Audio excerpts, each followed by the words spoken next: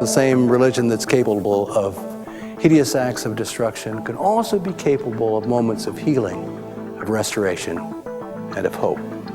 But educate a girl, and you educate her entire family. There is a sun within every person.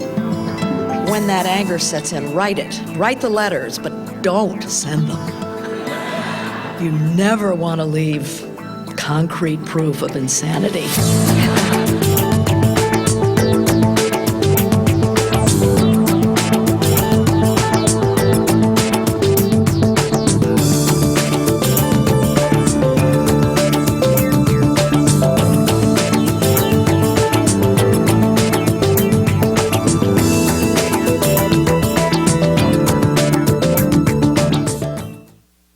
What we're looking at is bulk titanium MEMS. MEMS is micro electromechanical systems. MEMS deploys your airbag in your car, and there's a chip up in that projector there that probably has 1 million mirrors that go back and forth that project onto the screen. Outline, I'm going to talk a little bit about why you want to do micro electromechanical systems. Basically, it's those products I just talked about. And then finally say, why go from the silicon world? Because all those devices are made in silicon. Why not? Why do we always use a silicon wafer? And I'll give you some reasons why. If you make titanium wafers, you can address other applications, okay? So we're going to talk about how you make three-dimensional devices. Planar, your Pentium chip is just a planar device. We can stack wafers and build 3D type systems, and then give you a couple examples of what we use this particular technology for. So this is a picture of a silicon device that is a motor. So when you apply a voltage, the black is a scanning electron microscope image. This moves, and it's an actuator. And what I'm interested in is we're able to make these very deep etches. So we etch this with a chemical etch in a plasma, and we can make these structures which are about 1 micron wide, 1 to 2 microns wide, and this dimension is about 1/1000th of an inch, okay? And this is silicon, and silicon, one of the disadvantages of silicon is if you take a silicon wafer and you drop it on the floor, you have about 1,000 pieces If you take a titanium wafer, which I have in my pocket, and you throw it on the floor, it stays together. So the whole concept is you start out with a silicon wafer, you go through the same processes to make a Pentium chip, photolithography, to make a pattern. But in this technology, you're trying to release a structure from the substrate. So this is the silicon substrate in this case, and you go through a series of steps. And the last step, when you got after this very deep etch step, you undercut this and you have a movable structure. So you're looking at the end of a beam that I can move back and forth, and you move it back and forth by applying a voltage between that. This becomes positive charge, negative charge, and it moves. And you can make rather complex structures that, as you can see, all released in the substrate. What we want to do is reproduce this in titanium. Okay, so we start out with titanium sheet metal. We developed all the deep etch processes in the lab here to make these structures. And then we're doing this 3D integration of stacking wafers and bonding them. And it turns out one of the hardest parts was to get this nice polished silicon wafer, titanium wafer, okay? And we'll go through a couple of examples of what we do, hydrogen sensors and things like that. So it's a sensing technology. Why do we do it? We want to miniaturize it. So if you're going to make a sensor, we want a very small sensor. We can make released and moving structures. We can make micromotors, nanomotors. The nice thing about titanium, it has 60 times the fracture toughness of silicon. And in many applications, that's very important, particularly in sensors and actuators. And we can make microfluidic systems and move nanoparticles around using electric fields and stacking chips. You'll see that. But we're doing it on a wafer because if you make one, you can make 500. So the whole economics of this miniaturization is this batch fabrication like you make Pentium chips. And you're basically using two infrastructures, titanium, which is much larger than I thought, and silicon, because we used all the same silicon etch tools and whatnot for titanium. So here's the idea. You take a wafer, you pattern it, and you can make multiple levels of structures. In this case, this is a mirror. Okay, mirrors, as I said, was used to do things like that. They're also used to do fiber optical switching on the internet. And so you can through etch this and make the patterns. For example, this would be the electrical level, and then you can put a spacer and you can make a mirror and allow the stacking. Now this is very difficult to do in silicon because its fracture toughness is, the more you bond, the better the chance that the wafer is going to split, okay? And so the wafer size that we have is 25 micron to 1 millimeter. A standard silicon wafer for Pentium diameter would be 12 inches. For this, it doesn't matter. So why titanium? Well, it's corrosion resistant. You can do all these kind of machine processes on it. You can't do that with silicon. You can use powder metallurgy to make them. You can do welding and brazing, all the things that you can't do with silicon, and it's readily machined. And I didn't know this at the beginning, but you can buy machines from Cincinnati, Arrow Series machine that goes to 3 microns, okay? So in micromachining, what we're doing is high aspect ratio etch, release method. We undercut it, or we just etch a hole right through the wafer like I showed when we stacked it. And it's all the etching and everything is compatible with the semiconductor equipment. And we have a very large tool from Applied Materials to do this. So here's the sequence. Again, photolithography, just like in silicon. You make a pattern, finally get to a point where you have this beam that you want to release, and you undercut it, and here's a picture of that. So here's a picture again of a comb drive that I showed in silicon. This is a comb drive in titanium. Again, this bar is 1/1000th of an inch, so this is about 1/1000th of an inch high and 1/10th of 1,000 wide. Now we've developed another cleaner etch with as you can see, the nice, beautiful sidewalls on this, and we're etching this material at about 1 micrometer per minute. So here's an example of a mirror, a special mirror with slanted electrodes. Again, and these slanted electrodes then allow the mirror to be tilted with a lower voltage. And these are the electrodes underneath the mirror. This was actually a picture they got on Applied Physics letters. The bar here is 2/1000ths of an inch, so these are small mirrors. And now you see the power of doing this. This is the first level wafer with all the electrodes to operate each mirror. So one of the concepts in MEMS actually, it's just as inexpensive to make 1 mirror as 10,000 mirrors. In the case up there, it's maybe 1 million mirrors, okay?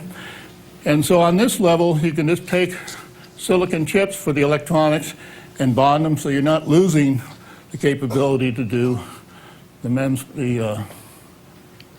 Okay, first thing. Titanium has excellent biocompatibility. There are a lot of people that have a lot of it in their body, in their hips and teeth and whatnot.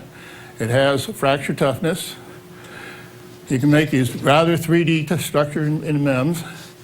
And you can do both micromachining and macromachining and packaging. So at the end of the result, you have a wafer, everything's packaged, and you cut it up, and you have your packaged device. And the wafer can actually be macromachined too. So you could have the screw holes and put it on the, and again, this is just to repeat to show how you end up with a device by doing the bonding. This is a book called Titanium in Medicine. It's about 1,000 pages long. Titanium plays a big role in medicine, mainly because its inertness to a typical tissue. So we're getting a lot of interest in that area from. So one example, this is Emily Parker, who just graduated here a few months ago, decided to make microneedles. So you use titanium thin layers. You don't want to get something like single crystal silicon in your skin and then it fractures and breaks off. That's not good for it. So this is readily goes, is easy to get approved in the sense that because you're using a material that's already approved. Again, it's the same sequence, different layers bonding the wafers together. These are the needles, and the fluid comes out the side of the needles. And let's see, let's go back. And here you see one under test where each needle, the fluid is coming out, the green stuff.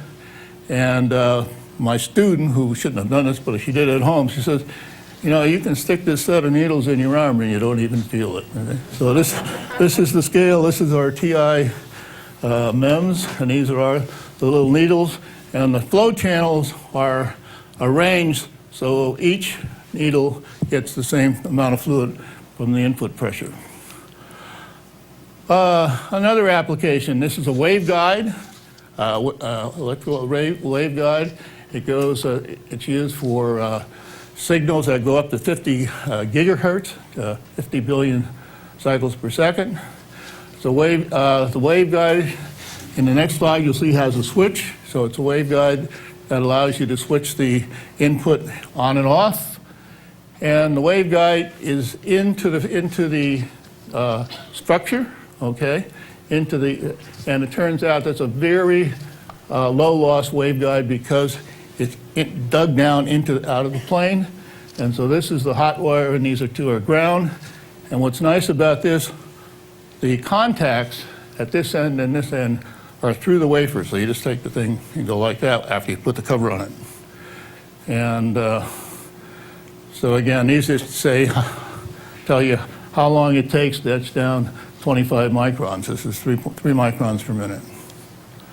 And then finally, if you're looking head on, if you slice the wafer, this is the waveguide, this is the relay on top, and the last one is the package, and it's all just stacked wafers to make this go. And there's the relay. This is the relay over the waveguide, and so it's used for switching. One of the biggest applications is phased array radar for the military. All this is supported by a DARPA contract, Defense Advanced Research Projects Agency. Now, the other thing that came up while we were doing this is we had this titanium oxide. And the chemists, if they look at a lot of titanium oxide, it looks like this. It's got this beautiful nanostructure here, and then huge cracks. And if you want to make devices with it, it's useless because you put your electrode here, and then you got cracks all in between it. So one of my students started to look at this and say, what if you just pattern this like you do semiconductors and see if we can reduce the stress and grow nice TiO2. Now, why is TiO2 so good? It's a catalyst. It's something that, interfaces with your body. It's a photovoltaic cell, and it's also a photovoltaic cell, and also it can be used for sensors. Okay, so the student started out with big squares, meaning 2/1000 of an inch on the side, and found out that once you reach about 1/1000 of an inch on the side, you get this beautiful nanostructured oxide. Now the nice thing about this, it's about 500 nanometers thick, and the area inside this is about 3,000 to 5,000 times the surface area. So if this is 1/1000th of an inch on the side, the surface area down in it is about 5,000, 3,000 to 5,000 times. So this is a very simple device that the chemists love now. It's just the nanostructured Ti, and it has this huge surface area. You put 2 electrodes on it, and you now have an oxygen sensor or a hydrogen sensor. And again, it's the standard processes that have been developed. In this case, he's showing it as this being silicon. So you can do it on silicon or titanium. And now here's the nanoporous. Now we're talking about a bar here. of 200 nanometers. So this is about 50 nanometers, and it's very porous, so we get very good response as a sensor, either a hydrogen sensor or an oxygen sensor. NST means nano-structured titanium oxide. So the next place we went to is microfluidics. There's been a lot of talk about microfluidics, about how to move cells and things on the chip. You'll hear from Tom So in another lecture where he's using electric fields to move cells around. With the titanium technology, it's pretty easy because on one wafer, we can make all the complicated electrode structures that are used to create the electric field. And then the fluidic channels are made on a separate wafer. That's this channel here, okay? And the cells or whatever you're going to run down here goes like this. And there's two sets of electrodes here. And if you pick just the right frequencies, then you can move nanometer scale particles along this channel, okay? And if I have time, okay. So this is the channel, and these are going to be used for cell collection, electrical scale mixing. We have put in a fluid 70 nanometer particles and actually collected them with two 10-volt peak-to-peak signals. Now, there's a professor named Igor Mesic that basically developed an analytical model to pick the exact two frequencies, and this result is in the Physical Review magazine. So, summary, we introduced the shock-resistant wafer-scale MEMS process. There are a lot of people that are interested in shock resistance, one of them being the military. We showed how you can make 3D type structures, not just a planar structure like electronics, but you can actually build and bond wafers together and they don't crack. And you can make, as applications in biomems, wafer-scale packaging. You never do any packaging after the fact. This is what a number of graduate students did, and there's 3 or 4 PhDs out of this. And finally, we've made devices, mirror arrays, waveguides, relays, solar cells, and hydrogen and oxygen sensors with help from some of the people in the chemistry department. General theme I'm going to talk about is engineering on the pore scale for microfluidic systems. I'll talk about what microfluidic systems are and why you might be interested in them, and also what I mean by this. There's a couple of graduate students, one at Harvard, Max Narevlansky, and another is one of mine here, Andy Pascal, who's been involved in this work. So first I want to say one other thing that I'm not going to talk about. I'm sort of schizophrenic in my research program. One thing that I've actually done a lot about with theory and an experiment is thinking about ways to characterize material properties. So materials that are neither viscous liquids or elastic solids, but some funny thing in between, so-called complex fluids or soft matter. Ways to do this in a sort of a micro way by dragging colloids through them, this sort of thing. So that's something that if you're interested, I'm more than happy to tell you about. But what I am going to talk about is microfluidics. The basic idea here, so it builds a bit on what Noel was talking about. The idea is to, about 10, 15 years ago, the idea arose to basically hijack all of the processing that had been developed for computer microchips and to make miniature chemistry labs, basically on chips. So these are all things, these channels that you see here are about the size of human hair. They're microns rather than nano, but nonetheless I think interesting. And there's a variety of things that people are thinking about doing with them. Inkjet printers you can think of as the original microfluidic devices, but there's a variety of things, chemical reactors, hazard detectors, heat management systems for electronic chips, biomedical devices, and so on. You can read them as well as I can. And so what I like to do, I actually have a bit of a unique background. I was sort of trained and raised as a physicist, and I'm now in a chemical engineering department. And what I like to do basically is to think about fluids and materials on this scale, the sort of micron scale.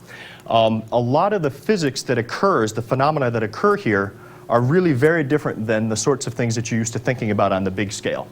And so for me it poses a very unique opportunity, a challenge to think about, understand fundamentally the physics of these systems, and then to exploit them in novel ways. So this is the sort of thing I like to do, is to sort of combine a sort of a deep fundamental insight understanding with actual things that you might want to do with it. So to really exploit the physics at this scale. Okay, so I'm going to talk about two things as quickly as I can. One of them is basically involves separation. So a very, very common thing to do on these microfluidic chips is to take some complex mixture of things. So it could be blood, it could be saliva, it could be DNA of different lengths for, say, for genome sequencing, and basically to somehow separate them, right? So to take the different particles, different either proteins, colloids, DNA, whatever it happens to be, and to separate them out into their constitutive bits.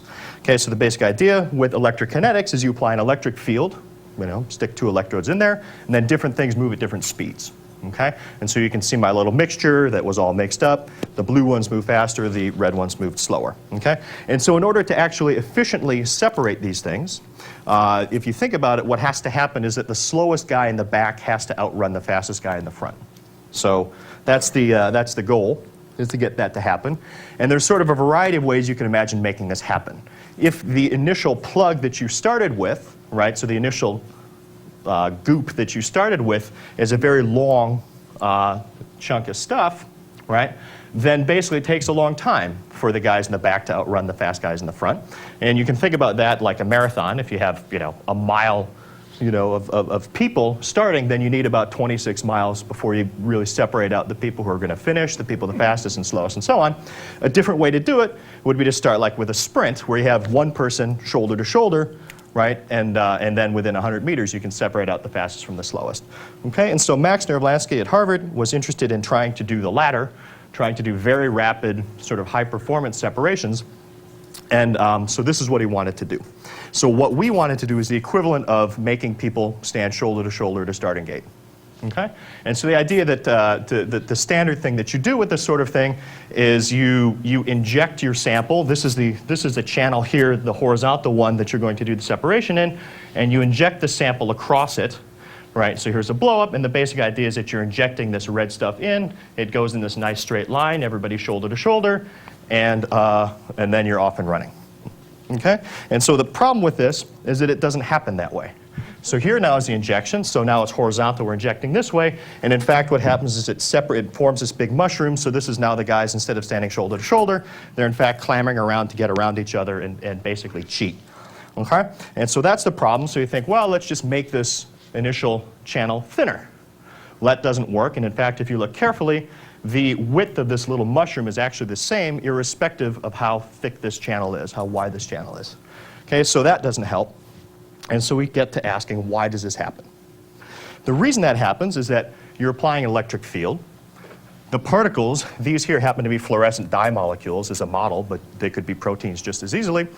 They follow the electric field lines. And the electric field lines, as long as you're in a channel, stay nice and straight, kind of the way that you want them. But once you get to this intersection, they don't have to anymore. And so they spread out much like you would at the intersection between two streets. And so what we wanted to do was to prevent this from happening. And so the idea we had was, well, let's try to sculpt the electric field itself. Let's prevent it from doing this. Okay? So what do we need to do? We want to make a channel that allows electric fields to go through it when you're injecting, okay? And basically does not allow the electric field lines to bulge out into the side. But then also, you need to be able to apply an electric field this way to actually run your separation. So that's the goal. And so our thought was, well, let's actually, since you're microfabricating this whole device anyway, why not microfabricate an effective porous medium that was highly anisotropic? So it's a fairly simple idea, actually. And so what we did is we introduced these little partitions. Well, actually, what I should really say is Max did, because he did all the experiments, and that's really the hard work. So we introduced a bunch of walls, right? So little microfabricated partitions.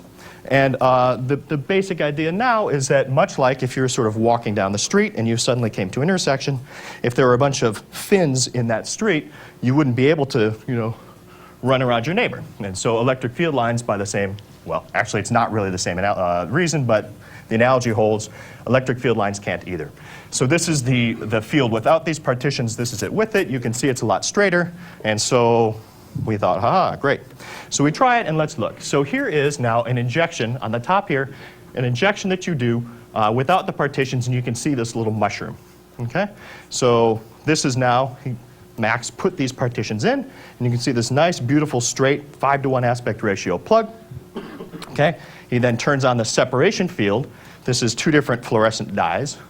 They differ by a charge, basically. And so, boom, really, really within, what? This is 100 microns, so within a couple hundred microns from the intersection itself, already you have this very, very clean, very high resolution separation. So I'm going to actually speed through some of this stuff. We actually got, we got better and better at this, and got a little bit fancier about it, but it's all basically the same idea. And you can kind of see how the injections happen. Those are simulations anyway. So it really works quite well, and it's a very versatile and really very robust. It's basically geometry. There's nothing too fancy about it. So this is just to show a variety of things. These are separations that Max did on the top with, again, these 2 different things, and you can see how quickly and how high resolution that separation is. And then you can also, you can basically do this repeatedly, inject, boom, inject, boom, inject, boom. And so you can imagine if you have a rare, say for example, you want to isolate and purify some rare protein within some mixture, if you know where it's going to wind up in a separation column, you can play these same kind of games and have little collection chambers down here, again using these partitioned walls. And so you could do this repeatedly and just basically isolate, purify, and collect as much of whatever you like as you like, basically. So far, this is just this is sort of a warm-up, a little primer for what I'm going to talk about. It's a nice geometric idea. It basically is independent of the scale of your device, so this would work really down into nanochannels if you liked. It's completely independent of the type of material that you use to fabricate. You can put gels in here and it still works, and in fact it also works. I've talked specifically about electrokinetic injections where you apply electric fields, but you could push with a pump as well, and basically the same physics holds for kind of subtle reasons, but I can tell you why. So that's so far. The other thing I wanted to talk about, this is again, I like to sort of think about novel physics and how you can exploit that. So the other half of this talk involves the following motivation, which is that when you see pictures of microfluidic devices, they're very frequently pictured next to coins. So you can see your pennies and nickels and dimes and sort of thing. A lot of these out of Steve Quake's group, who I've worked with. And the funny thing about it, the dirty little secret that they never really show you when they take these pictures, is they never show the lab's worth of equipment that's required to run these things, right? And so much like your desktop computer, it's okay. For the most part, you don't need to carry these things around. But you could certainly imagine, much like your laptop computers or your cell phones or any other thing that has a computer chip in it these days, that if you could use these and utilize these systems in a way that's portable, you could imagine doing a lot of different things and a lot more with them. So the example, it's science fiction at the moment, but it's not completely science fiction. But you could imagine actually implantable microfluidic devices, so biomedical devices, the equivalent of a microfluidic pacemaker, for example. And you sure as heck don't want to have basically a kilovolt power supply kind of on your belt or something like that. So what we want to think about is how can we actually manipulate fluids, in a way that's portable, robust, self-contained, and so on. Okay, so I'm going to actually walk through a little bit of physics. It's going to be at the cartoon level. So this is water. You don't normally think about water as having a bunch of charges in it, but it does. It always does, in fact. Typically, most of the charges come from salt that's dissolved, but it can even just be dissociated water molecules. But the point is, these guys are charged. The other thing that you don't typically think about is that all surfaces generically tend to be charged in water.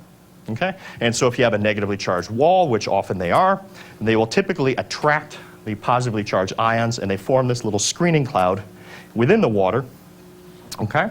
And this is typically a nanometer, 10 nanometers, something like that. You can work really hard and make it a micron, so 1,000 nanometers, but typically it's 1 to 10 nanometers. So the reason you don't think about things being charged in water is because there's a little skin that's about a nanometer thick that beyond which you never see the charge.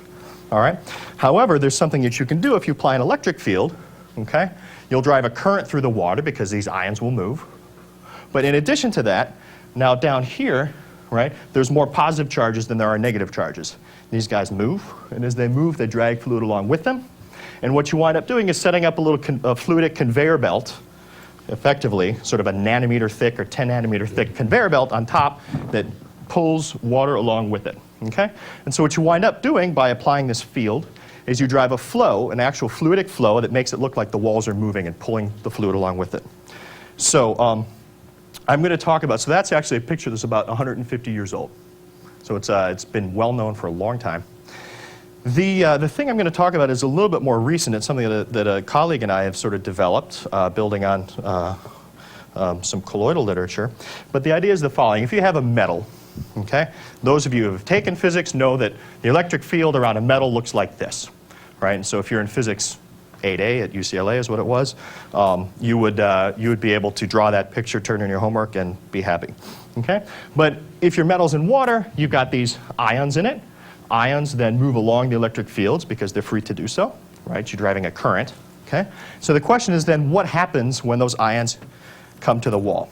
They actually get to this metal, and unless there's enough of a voltage to actually drive electrochemical reactions, they can't do anything. So what they do is just accumulate. And then they induce a charge in the metal. And so what you wind up doing in this system is you actually induce this same kind of funny screening charge that I talked about before, except you're actually inducing it with the field. And now you have the same situation you had before. You have an electric field, which is tangent to a charge cloud. It pushes those ions and then drives a fluid flow. So you get a fluid flow that looks like this. Okay, it's actually a nonlinear effect. If I reverse the direction of the field, I reverse the sign of the charges, but the flow that you drive actually stays exactly the same because the flow is the product of the two. Okay, so this works. Here's an example of this working. So this is a 300, this is by Jeremy Levitan, who is a graduate student at MIT with a colleague of mine. Basically, this is with a 300 hertz AC field, so a very rapid frequency AC field. These are little colloidal tracers. You don't see them moving under the electric field because, well, for one, it's a 60 hertz video frame, so you're not going to see something at 300 hertz. But the other thing is that basically nothing happens. It just averages to zero. But what you don't see here is this nanometer thick layer, this charge cloud that you're inducing and driving all the time. And so here you have a fluid flow that you're driving with no moving parts, just with an AC field. And it's a relatively fast. This is about 500 microns a second. Okay? So I'm going to talk about quickly. How much time do I have? 5 more minutes. Oh, so I don't have to be that quick. So that was the basic picture. You might ask me, and it would be a reasonable thing to ask, well, so what? It's nice physics and all. So I'm going to now take that idea, and I'm going to combine it with a couple of other ideas that I think are kind of pretty, and I'm going to do something that I think will really allow portable microfluidic devices. Okay?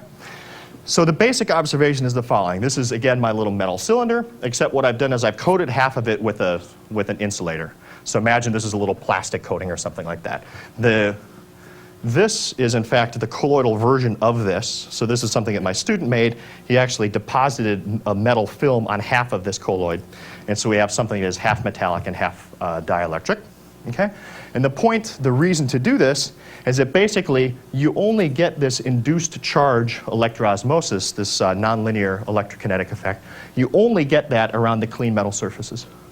Okay? And so if you have something which is half and half, I can now apply an AC electric field up and down this way. I form this funny charge cloud only on one side, okay? And so I drive a fluid flow, basically, again, your little tank tread or your conveyor belt that goes from the poles to the equator, but only on that one side, okay? And so you can imagine this is what the fluid flow looks like. So you can imagine if this thing is free to float around, it's going to swim this way because, again, you've got your little tank treads that are moving that way, and it just pulls it through the fluid. Or if you're holding it in place, then it's going to pump fluid to the right. And just an interesting little note. So one thing that's kind of nice is that, again, you're driving this AC field and you're getting a steady flow. But number two is now you're actually driving an AC field up and down and you're getting a steady flow to the right, so perpendicular to what you're driving. And that'll actually have an interesting implication in a bit.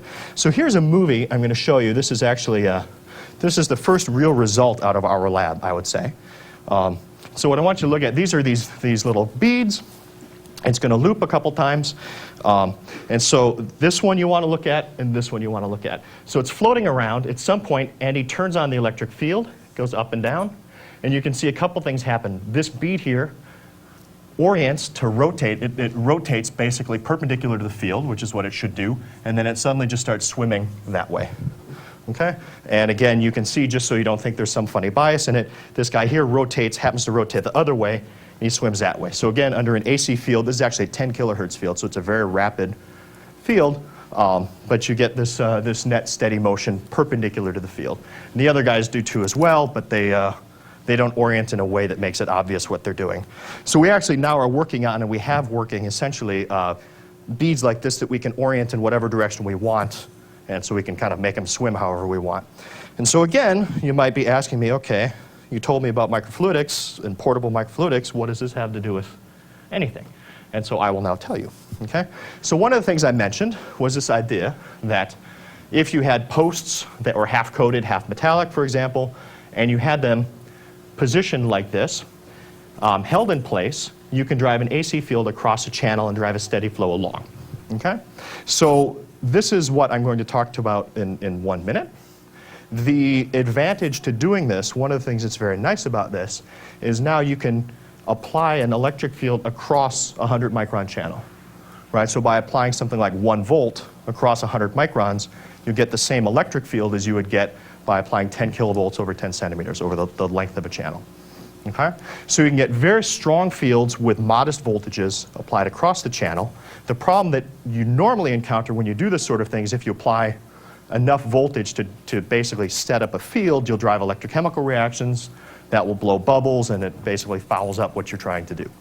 So the nice thing about this is you have an AC field, it persists, you get no electrochemistry or minimal electrochemistry, and yet you're able, by basically making these anisotropic particles like this, you can then drive a steady flow down that way. So there's other funny things, I mean, you know, then you can be silly and you can kind of imagine things like this that you're tying together in this funny way. Then no matter what direction AC field you apply, this thing's going to spin like a pinwheel. So it's, I don't know that that's good for anything, but it's cute. So, so real quick, what I'll finish with is to talk about an idea that builds off, this is an idea from the 60s, 65 or so, to make very high pressure pumps with electric fields. And the idea is the following: if you have a porous bed, so lots of very, very fine, say, silica beads or something like this, it's extremely difficult to basically pump fluid through it. I mean, imagine pumping fluid through a rock. It's hard, right? However, if you apply an electric field, because what you're doing is you're setting up this fluidic conveyor belt within a nanometer of the surface, as far as that is concerned, as long as your pores are bigger than a nanometer, it doesn't matter. So it's actually quite easy to drive fluid flow through even very small porous media by applying an electric field. And so what you do is you exploit the asymmetry between the ease of driving a flow with an electric field with the difficulty of driving it with a pressure. Okay? And so we all should know enough to know that mass is conserved, unless we're nuclear physicists. And so basically, if I apply an electric field along here, I drive a fluid flow through here. If the fluid has nowhere to go, then the only thing it can do, besides break the device, the only thing it can do is build up a large pressure, large enough to drive an equal and opposite flow, because otherwise you'd be destroying matter, which you don't do. And so basically by doing so, you can, applying a large voltage along the channel will give you a large pressure, okay? And so again, people are able to make, sort of with 10 kilovolts, you get something like 100 atmospheres, 10 atmospheres. So it's actually very, very large pressure pumps that you can make this way.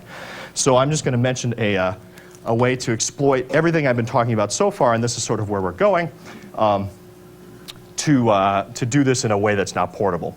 So basically the idea is to make a porous bed like this, right? The physics are all the same. We're going to drive a flow electrokinetically, therefore establishes pressure in response. So what we're going to do is we're going to make a bed which is packed with asymmetrically coated beads, okay? And so these are going to be half metallic and half conducting, or dielectric.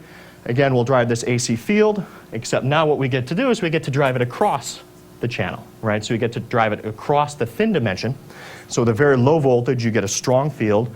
You drive the same kind of flow again to the right, and in so doing, basically can get the same kind of large pressures. So that's the idea. Andy Pascal is working on this now. At the moment, we're doing it one beat at a time so that we can make sure that we understand all the steps as they go. So with that, I will put up a conclusion slide, and yeah, I will stop. So basically what we're trying to do in this area of research is to develop a type of sensing for biology that relies only upon electronics, does not rely at all upon optics. The reason for this is that if you saw the picture in the talk that Todd just gave, a lot of the equipment in that large laboratory setup that was not included in the picture of the microfluidic chip involves generating high voltages, but a lot of it is also a large optical microscope, which is required in order to view whatever sensing signals you're getting. Our goal is to try to develop some sort of technology that only uses electronics unless you can get rid of not only the high voltage sources that are off the chip, but also all of the optical system. Okay? And so there's, what we're trying to do is to develop both cellular and molecular scale sensing that only uses electronics. So no fluorophores, nothing like that.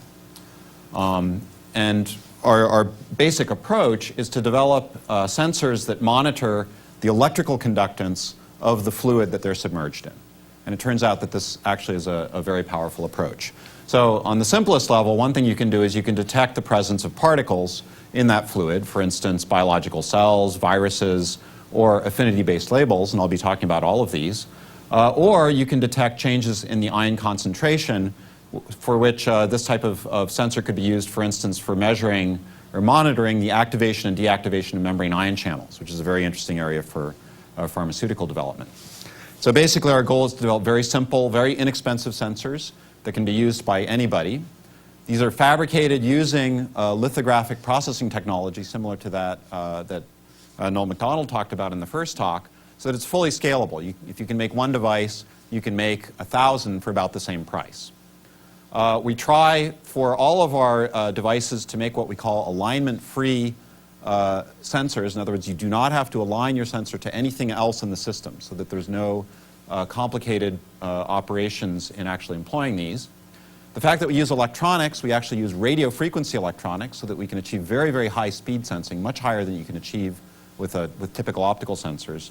And we can very easily integrate our devices with microfluidic systems in order to control the analytes that we're trying to monitor. Now here's a view graph very similar to the one that Todd showed us, but I'm going to be dealing with a slightly different aspect of salty liquids. So here's our salty liquid in which we want to try to measure something, and typically you'll put metal electrodes on the top and bottom surfaces of this and then try to probe what's going on in the fluid. And there's a problem that occurs when you try to do this, which Todd mentioned, which is if you put a voltage on your two metal plates, which is typically what you do for electronic sensing, that voltage will attract ions of the opposite sign and completely screen the bulk of your conductor from those electric fields. So that while you can probe what's going on a distance about a nanometer away from the electrodes, the bulk of the fluid doesn't see what's going on. And electrically you can represent this by the following equivalent circuit. There is a large capacitance associated with these ions that build up on these metal plates, and the fluid which we're really interested in, both its dielectric properties and its electrical conductance, cannot easily be probed because these capacitors block all your electrical signals. That's true unless you are willing to go into sort of the electrochemical regime where there is a path for passing electrical current into the fluid, but we want to stay completely away from electrochemistry. While a very interesting sensing technology in and of itself, it can cause a lot of problems in many applications. However, if you analyze the electronics of this circuit and you put in real numbers for typical biological concentrations of salt in water, it turns out that if you plot the electrical impedance of this fluid, in other words, its electrical resistance as a function of frequency, at low frequencies you're dominated by these capacitors, so that all your signals end up in the capacitors and you can't see what's going on in the bulk fluid. At very high frequencies, all of the signals go through all the capacitors, and all you can do is measure what's going on with the dielectric constant of water, which usually is not very interesting. It doesn't change much.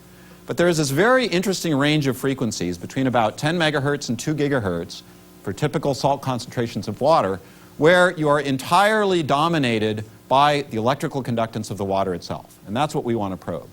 So all of our sensing is done in this range of frequencies. So what kind of things can we do? Well, the very simplest thing we can do is we can sense the presence of particles in this salty fluid. And we do this in a very simple way. We fabricate a microfluidic device, shown here, that includes 3 metal electrodes in the volume of the microfluidic channel. We apply an RF signal with essentially the signal going from this center electrode on this coplanar strip line. We're seeing it in cross-section, and these are the 2 grounds. So the electric fields penetrate the fluid as shown, and they penetrate because we're working at frequencies above 10 megahertz where all of the screening occurs. Okay? If you then pass some sort of a particle in this microfluidic channel through this electric field, it will change the electrical properties of the fluid because the electrical resistance and dielectric constant of these particles, be they cells, be they latex beads, be they gold particles, are different from the water. So that if you're measuring the electrical impedance as seen by these electrodes, you will detect just one particle passing through. And you can very easily detect a single cell passing through this volume.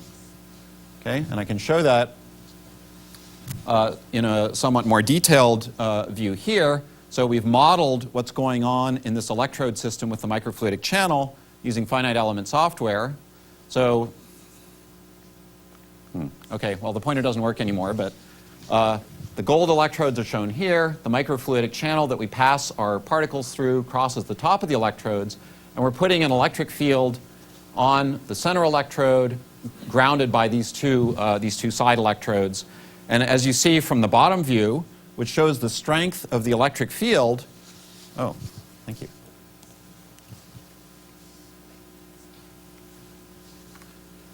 Which shows the strength of the electric field in color-coded. Here, with no bead passing through, the electric field is strongest on the edges of the electrodes and then falls off with another peak at the edge of the electrodes, of the ground electrodes. But when you pass a polystyrene bead or a cell through, you see there's a significant distortion of the electric field. And that distortion is going to be a function of where this bead is as it passes over the electrode set. And let me just point out that the size scale here is around a few microns. So this, from the width of the center electrode is about 10 microns, and the height of this channel is about 100 microns. That's the size scale. So that this bead is somewhat larger than a biological cell, but of that order scale. So we can fabricate actual devices that look like this. Here's an image of our electrode set. This right here, the sort of clear region, is an elastomer in which we've fabricated a microfluidic channel, and we make fluid connections here and here to pass the fluid over the electrode set right here. If we zoom in on this small region, you can see a cartoon of what this part of the structure looks like.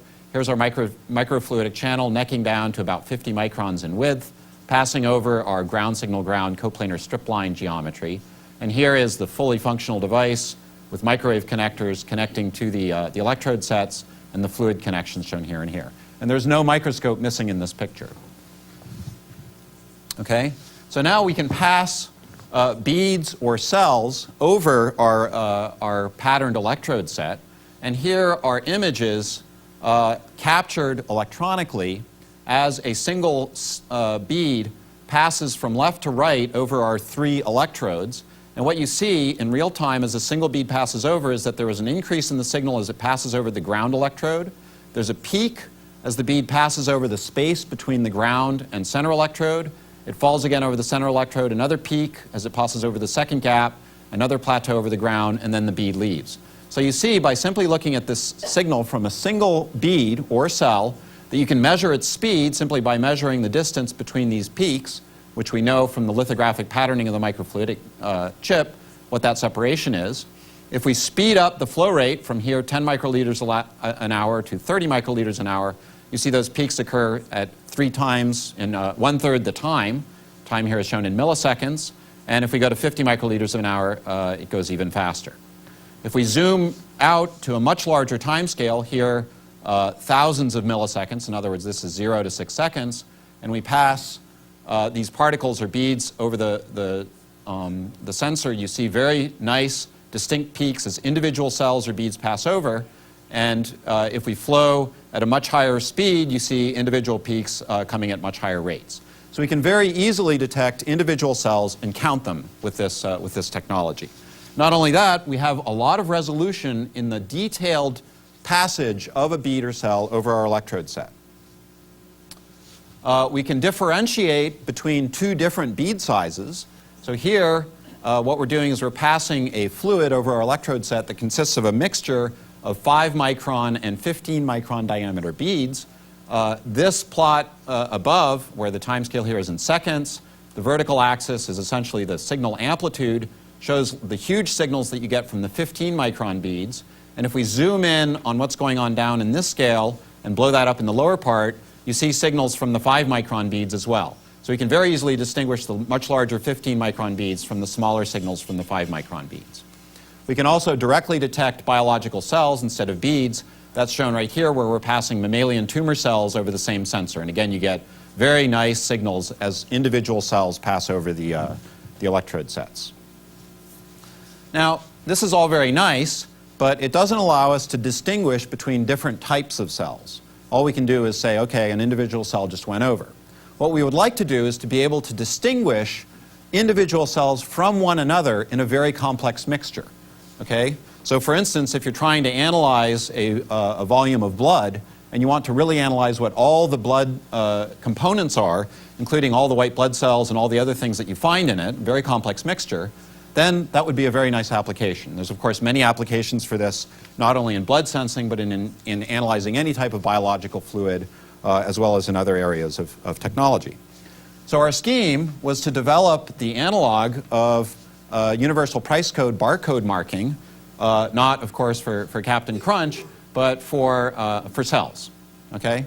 And the advantage here is that these barcodes are digital, so that you can encode a huge number of different types of products, or in our case cells, with a fairly small sized structure. These are easily scanned. Of course, as you all know, that's how you do supermarket checkout, and we'd like to have the same sort of scanning technology for ours. And if you have, for instance, 35 stripes, which is the typical number in a standard barcode universal price code label, you can distinguish 10 billion different products. And that's because of the digital binary type of labeling. So we would like to employ the same thing. So what we've done is we've developed an electronic version of these barcodes that's made micron scale so that we can individually label cells with these. And here is shown an image of a wafer of identical barcodes, zoomed in, shown here. These very simply consist of a bar of epoxy, a few microns in all its dimensions, with metal stripes embedded in the epoxy. The metal is not exposed to the biological fluid. And as you can see, we can easily pattern whatever sorts of ones or zeros we want by either adding or not adding gold to this epoxy bar. What we've done in this particular example, if you go to the larger scale, is we have 10 bits on each one of these. This particular barcode right here encodes this particular binary code where a 1 encodes a metal, is encoded by metal, and a 0 is encoded by blank epoxy. This particular barcode encodes this particular binary number. So we have 10 bits on each one of these barcodes, so we can have 1,024 distinct labels. On this wafer, we actually fabricated something like 20 distinct labels. They're entirely lithographically produced, so we can make huge numbers of these at very low cost. So then can we actually read these out? Well, we pass these through the same type of sensor that I just showed you where we were just detecting cells, and now we get very nice individually distinguishable electronic signals from each different type of barcode as shown here. So here are 8 different barcodes, and you get very clearly distinguishable signals from each one as they pass over our sensor. And here you see the time scale is about 10 milliseconds to read one barcode. We can do significantly faster scaling. We've run these at about 100 times that rate, and we can still very easily distinguish the different codes. So we can read these at a rate of about 10,000 labels a second, which is interesting for biological applications. Now, the next thing we have to do is to figure out how to attach these individual barcodes to cells, and we're doing this, we're working on developing this. That's basically work in progress. We've shown that we can label the individual barcodes with a chemical called biotin. This is a very useful chemical because we can then use antibodies that will bind using streptavidin to the labels, and we can show that these antibodies successfully coat these labels by going from the biotin-coded labels to antibody-coded labels, and you can tell that successful coding by the color change from yellow to green. These antibodies will then bind specifically to cells or to beads, and we verified that we can do that by taking beads that were coated with a protein that this antibody would bind to, and that's shown right here, where we have some few micron diameter beads binding to a single barcode. And what we're working on now is actually doing this with cells. And this is, of course, entirely generalizable. Okay, so that sort of concludes my discussion of the sort of cellular level work that we're doing. We're also doing nanosensing, where we're trying to extend this to the molecular scale. We found a way to fabricate what we call nano strip lines, consisting of a ground signal ground metal configuration, just like I showed you before, but here stacked vertically, where the vertical scale here is 100 nanometers. So we can make nanometer scale strip lines that can be addressed by the radio frequency signals that we use for our cellular sensing. What we do is using these sort of metal insulator metal configurations, if we apply a radio frequency field, it will only sense the region of fluid in which we submerge this sensor that's very close to the sensor surface, a few nanometers. And this means that we can now achieve molecular scale sensing. We can measure, using our radio frequency electronics, the conductance of this fluid with very, very high precision. Here is shown essentially the sensor signal, where good signal is down here at the bottom. We can basically measure a change in the electrical resistance of this fluid to 1 part in 10 to the 10 by very carefully balancing our radio frequency circuit to the impedance presented by this, so that very, very small changes in the fluid can be detected. And we're working on doing this at the molecular scale. So far, all we've shown is that we can sense changes in the salt concentration in the fluid surrounding this. Here is shown cycling in time between DI water and 1% salt concentration. And you get a huge signal when you change from DI to 1% salt, only due to the ion change in this very small volume surrounding the metal electrodes. The signals here are about 15 dB, which is an enormous signal. And what we're now working on is extending this to basically an ELISA-style, affinity-based antibody sensing, so that we can do sandwich assays, very similar to what's done using optical fluorophores, but here it's all electronic. And the advantage of doing this is that, of course, optical sensing allows you to do these sort of micro-well readout plates, where you can do something like 1,000 wells at a time if you want to do a complex analysis. But because we're using electronics, where the footprint is only a few microns on a side, we can shrink this down by a factor of 1,000 easily and do just much more complex analyses using all electronic interrogation. So thank you very much for your attention.